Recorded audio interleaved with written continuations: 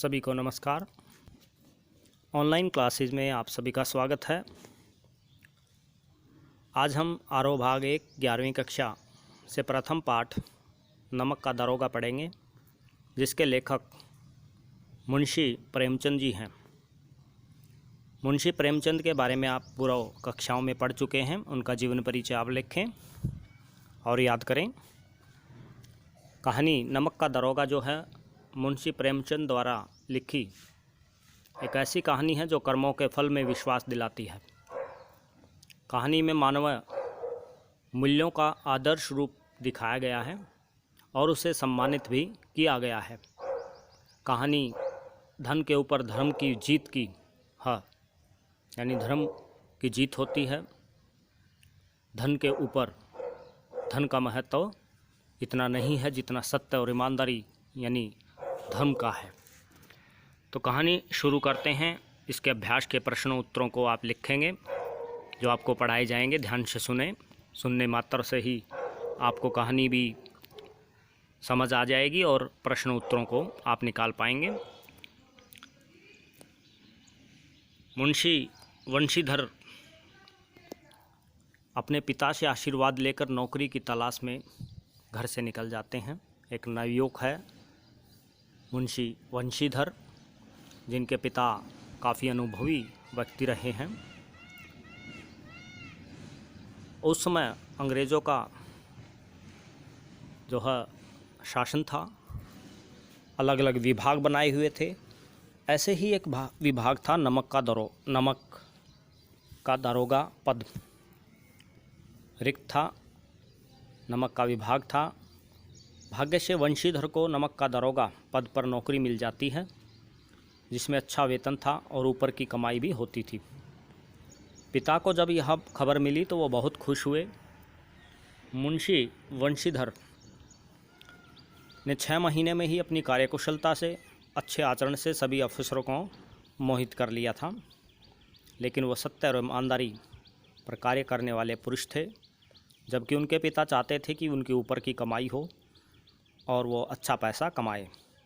लेकिन मुंशी वंशीधर जो है अपने काम से नहीं हटते हैं। देखिए, वह एक दिन अपने दफ्तर में एक रात सो रहे थे। दफ्तर के 1 मील पहले यमुना नदी पड़ती थी, जिस पर नाव का पुल बना हुआ था। वंशीधर जब सो रहे थे, गाड़ियों की आवाज़ और मल्लाहों की कोलाहल से उनकी नींद खुली। बंदूक जेब में रखकर घोड़े पर सवार होकर वे पुल पर पहुँचे। गाड़ियों की एक लंबी कतार वहाँ पर उन्होंने देखी, जो पुल को पार कर रही थी। उस समय नमक का व्यापार होता था। तो ऐसे ही जब मुंशी वंशीधर ने पूछा कि गाड़ियाँ किसकी हैं, तो उनको पता चला कि अलौपीदीन की गाड़ियाँ हैं। पंडित अलौपीदीन, याद रखें। पंडित जो अलौपीदीन थे वो इलाके के प्रतिष्ठित ज़मींदार थे। लाखों रुपयों का व्यापार था। वंशीधर ने जब जांच किया तो पता चला गाड़ियों में नमक के ढेले के बोरे हैं, यानी नमक का व्यापार किया जा रहा है, ब्लैक मार्केटिंग की जा रही है। उन्होंने गाड़ियां रोक ली। पंडित जी को जब यह बात पता चली तो उन्हें अपने धन पर पूरा विश्वास था। वंशीधर के पास वो पहुँचे, गाड़ियों को रोकने के बारे में पूछा और रिश्वत देने की कोशिश की, परंतु वंशीधर ने अपने कर्तव्य पर अडिग रहे, कर्तव्यों के साथ अपने क्रम पर अडिग रहे और पंडित जी को गिरफ्तार करने का हुक्म दे दिया। अब पंडित जी प्रतिष्ठित जमींदार आश्चर्यचकित रह जाते हैं। उन्होंने रिश्वत काफ़ी बढ़ा दी, लेकिन वंशीधर नहीं माने। अंत में पंडित जी गिरफ्तार हो जाते हैं।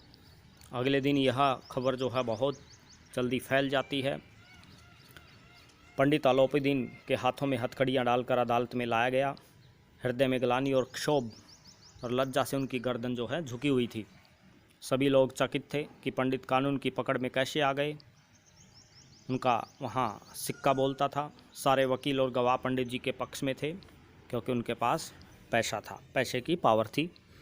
वंशीधर के पास केवल सत्य का बल था। न्याय की अदालत में पक्षपात चल रहा था। मुकदमा तुरंत समाप्त हो गया। पंडित अलौपीदीन जो है सबूत के अभाव में रिहा कर दिए गए। वंशीधर की उदंडता और विचारहीनता के बर्ताव पर अदालत ने दुख जताया और जिसके कारण एक अच्छे व्यक्ति को कष्ट झेलना पड़ा। भविष्य में उसे अधिक होशियार रहने को कहा गया। पंडित अलोपीदीन जो है वहाँ से मुस्कुराते हुए बाहर निकले। रुपए बांटे गए। व्यंग्य बाणों को वंशीधर को सहना पड़ा। एक सप्ताह के अंतर कर्तव्यनिष्ठा का जो ये दंड वंशीधर को मिला उसे नौकरी से हटा दिया गया। पराजित हृदय शोक और खेद के से व्यथित अपने घर की ओर चल पड़े। पंडित जी ने वंशीधर को अपने पिता की कड़वी बातें भी सुननी पड़ी। वृद्धा माता को भी काफ़ी दुख हुआ। पत्नी भी कई दिनों तक उनसे बातचीत सही से नहीं कर रही थी। एक सप्ताह बीत गया। संध्या का समय था। वंशीधर के पिता राम नाम की माला जप रहे थे। वंशीधर घर पे ही थे। तभी एक सजा हुआ रथ आकर वहाँ उनके घर के सामने रुका। देखा पंडित अलोपीदीन वहाँ पर थे। झुककर दंडवत प्रणाम किया। चापलूसी भरी बातें उनके पिताजी ने की। साथ ही अपने बेटों को कोसा भी, माफ़ी मांगी। पंडित जी ने बताया कि उन्होंने कई रईसों और अधिकारियों को देखा, सबको अपने धन बल का गुलाम बनाया, लेकिन कोई भी व्यक्ति इतना कर्तव्यनिष्ठा और सच्चा और ईमानदारी के साथ अडिग नहीं रहा जैसे वंशीधर रहे। यह बात उन्होंने वंशीधर के पिता को अलोपीदीन ने बताई। वंशीधर ने जब पंडित जी को देखा तो स्वाभिमान सहित उनका सत्कार किया। उन्हें लगा कि पंडित जी उन्हें लज्जित करने के लिए आए हैं, परंतु पंडित जी की बातें सुनकर उनके मन का मैल मिट गया। पंडित जी जो है ने कहा कि वह उनको एक अपने साथ जो है कार्य करने के लिए, अपने यहाँ नौकरी करने के लिए आग्रह करते हैं, नियुक्त करना चाहते हैं। पंडित जी वंशीधर ने जब पंडित जी को कहा कि उनका जो हुक्म वे करने को तैयार हैं, इस बात जी पर पंडित जी ने स्टंप लगा हुआ एक पत्र निकाला और प्रार्थना स्वीकार करने के लिए बात कही। वंशीधर ने जब कागज़ को पढ़ा तो उसमें पंडित जी ने वंशीधर को अपनी सारी जायदाद का स्थायी मैनेजर नियुक्त कर दिया था। कृतज्ञता से वंशीधर की आंखों में आंसू आ गए। उन्होंने कहा कि वे इस पद के योग्य नहीं हैं। इस पर पंडित जी ने मुस्कुराते हुए कहा कि अयोग्य व्यक्ति ही चाहिए। वंशीधर ने उनमें इतनी बुद्धि नहीं कि वह यह कार्य कर सके। यह बात वंशीधर ने कहा। पंडित जी ने वंशीधर को कलम देते हुए कहा कि उन्हें विद्वान नहीं चाहिए, बल्कि धर्मनिष्ठित, सच्चा और ईमानदार व्यक्ति चाहिए। वंशीधर ने कांपते हुए मैनेजरी के जो कागज़ थे दस्तखत कर दिए और अलोपीदीन ने वंशीधर को खुशी से गले लगा लिया। तो अंत में अलोपीदीन ने जो है वंशीधर की ईमानदारी और सत्यनिष्ठा, कर्मनिष्ठा से प्रभावित होकर अपने यहाँ स्थायी मैनेजर की नौकरी दी। यही कहानी में दर्शाया गया है कि किस प्रकार उनकी वंशीधर की सत्यनिष्ठा और कर्मनिष्ठा से प्रभावित होकर उनको अलोपीदीन ने अपने पास रखा। अब देखते हैं अभ्यास के प्रश्नों की ओर चलते हैं। कहानी में कौन से पात्र आपको सर्वाधिक प्रभावित करता है, कौन सा पात्र सर्वाधिक प्रभावित करता है, ये आपने लिखना है और क्यों। उत्तर में लिखेंगे आप। जैसे कि आपने कहानी पढ़ी, कहानी का नायक दारोगा वंशीधर हमें सर्वाधिक प्रभावित करता है, जो ईमानदारी, आज्ञाकारी, धर्मनिष्ठ और कर्मयोगी जैसे गुणों से युक्त एक दारोगा है।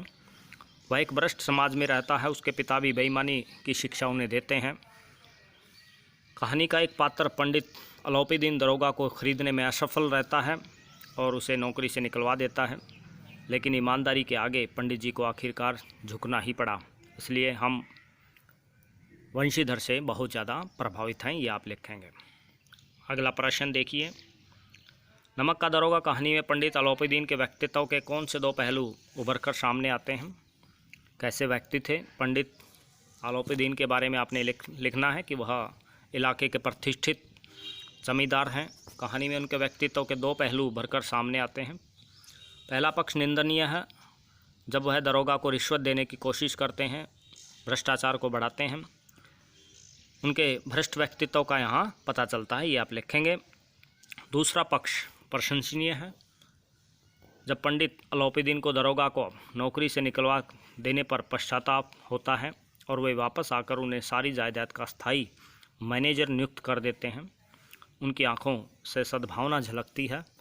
इससे उनके हृदय से प्रेम और धर्मनिष्ठा को स्थापित करने का जो बल मिलता है, उससे हम प्रभावित हैं, ये आप लिखेंगे। अगला प्रश्न देखिए। कहानी में लगभग सभी पात्र समाज की किसी न किसी सच्चाई को उजागर करते हैं। निम्नलिखित पात्रों के संदर्भ में उस अंश को उद्धृत करते हुए यानी बताते हुए कि वह समाज की किस सच्चाई को उजागर करते हैं, आप बताएंगे। यानी 3 व्यक्तित्व हमारे सामने हैं। वृद्ध मुंशीधर, मुंशीधर के पिताजी वृद्ध मुंशी, वकील, शहर की भीड़, ये आप लिखेंगे। तीनों के बारे में अलग अलग आपने लिखना है। सबसे पहले देखिए, वृद्ध मुंशी। नौकरी में ओहदे की ओर ध्यान देना, यह तो पीर की मजार है। निगाह चढ़ावे और चादर पर रखनी चाहिए। ऐसा काम ढूंढना जहां ऊपर की आय हो। मासिक वेतन तो पूर्णमासी का चांद है। ये मुंशी जो हैं वंशीधर को अपने बेटे को समझाते हुए कहते हैं। इस उदाहरण से हमें पता चलता है कि पिता समाज में व्याप्त भ्रष्टाचार की गहराई को व्यक्त करता है। घर की आर्थिक दशा इतनी दयनीय है कि वह अपने बेटे को रिश्वतखोरी का मार्ग अपनाने की सीख दे रहा है। वे उसे नौकरी ढूंढने जाने से पहले उनकी ऊपरी आमदनी के फ़ायदे समझाते हैं। ये थे वृद्ध वंशी जी। आगे चलते हैं। वकील। वकीलों ने यह फैसला सुना और उछल पड़े। यानी अलाउद्दीन को जब मुकदमे में जीत मिली तो उनके वकील खुशी से उछल पड़े। कहानी में वकील पंडित अलाउद्दीन के आज्ञापालक और गुलाम थे। यह न्यायिक व्यवस्था पर व्याप्त भ्रष्टाचार की झलक मुंशी प्रेमचंद ने दिखाई है। शहर की भीड़ भी इस कहानी में दर्शाई है, जिसे देखिए। वही पंडित जी के इस व्यवहार से टीका टिप्पणी कर रहा था। जब पंडित जी जो है पकड़े जाते हैं, निंदा की बौछारें हो रही थी, मानो संसार से भी पापी का पाप कट गया। पानी को दूध के नाम से बेचने वाला ग्वाला, कल्पित रोजनामे से भरने वाले अधिकारी वर्ग, रेल में बिना टिकट सफ़र करने वाले बाबू लोग, जाली दस्तावेज बनाने वाले सेठ साहूकार, सब के सब देवताओं की भांति गर्दन चला रहे थे।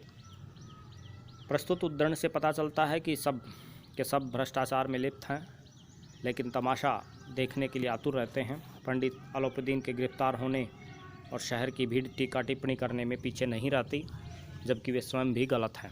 ये मुंशी प्रेमचंद जी ने कहानी के माध्यम से समझाया है। अगला प्रश्न देखिए।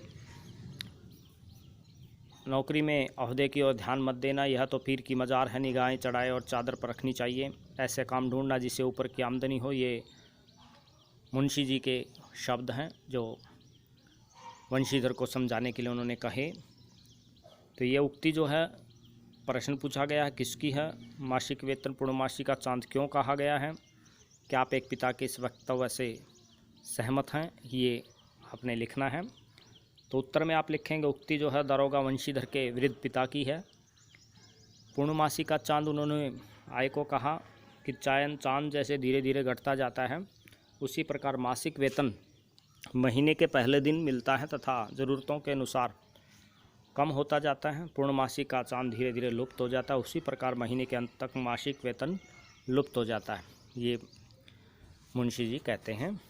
आप इसमें लिखेंगे, नहीं मैं एक पिता के इस वक्तव्य से असहमत हूँ, यानी सहमत हम नहीं हैं।